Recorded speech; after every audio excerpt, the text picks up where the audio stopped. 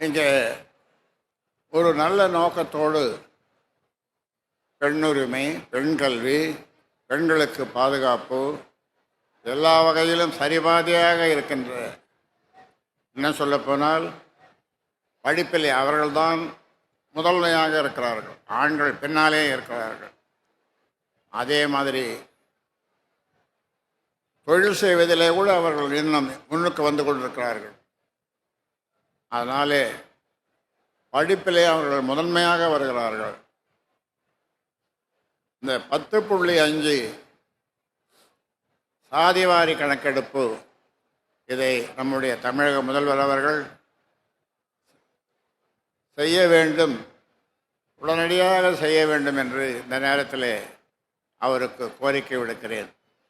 அப்படி செய்தால் தமிழ்நாட்டில் இருக்கிற 320 சமுதாயங்கள், நாங்கள் யார், எங்களுடைய ஜனத்தொகை என்ன, எங்களுடைய வாழ்விடம் எப்படி இருக்கிறது, சமூக நிலைமை என்ன, அதையெல்லாம் அந்த ஜாதிவாரி கணக்கெடுப்பிலே தெரிய வரும்.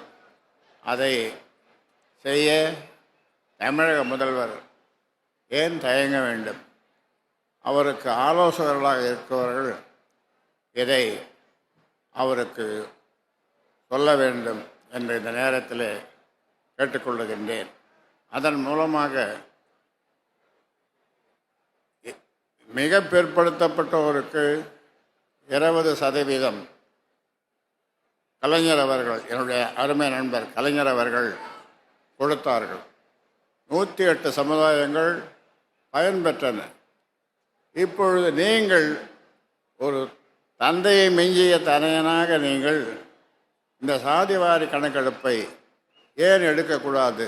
ஏன் தயங்குகிறீர்கள்? பக்கத்து மாநிலங்கள், பல மாநிலங்கள் அதை செய்திருக்கிறார்கள், சாதிவாரி கணக்கெடுப்பு நடத்தி இருக்கிறார்கள். உங்களுக்கு ஏன் தயக்கம்? அதனால் அதை செய்து நீங்கள் சரித்திரத்தில் சமூகத்தில் நீங்கள் இந்த சரித்திரத்தில், சமூக சரித்திரத்தில் நீங்கள் இடம்பெற வேண்டும் என்று இந்த நேரத்தில் நம்முடைய தமிழக முதல்வர் அவர்களை கேட்டுக்கொள்ளுகின்றேன்.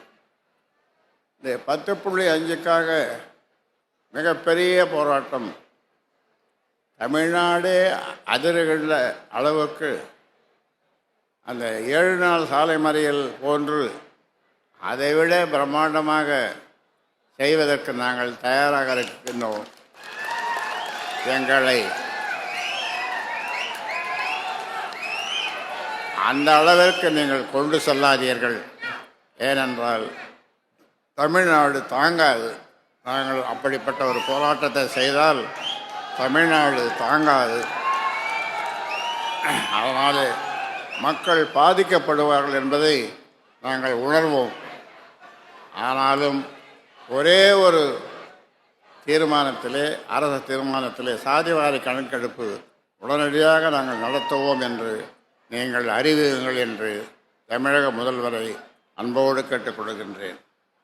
செய்திகளை உடனுக்குடன் தெரிந்து கொள்ள கீழ்கண்ட கேபிள் மற்றும் டிடிஹெச் நெட்வொர்க்குகளில் எம்நாடு செய்தி தொலைக்காட்சியை காணுங்கள். பாதகம் செய்பவரை கண்டால் நாம் பயம் கொள்ளலாகாது பாப்பா. மோதி மிதித்துவிடு பாப்பா, அவர் முகத்தில் உமிழ்ந்துவிடு பாப்பா. அண்மை செய்திகளை உடனுக்குடன் தெரிந்து கொள்ள இணைந்திருங்கள் எம்நாடு தொலைக்காட்சியுடன்.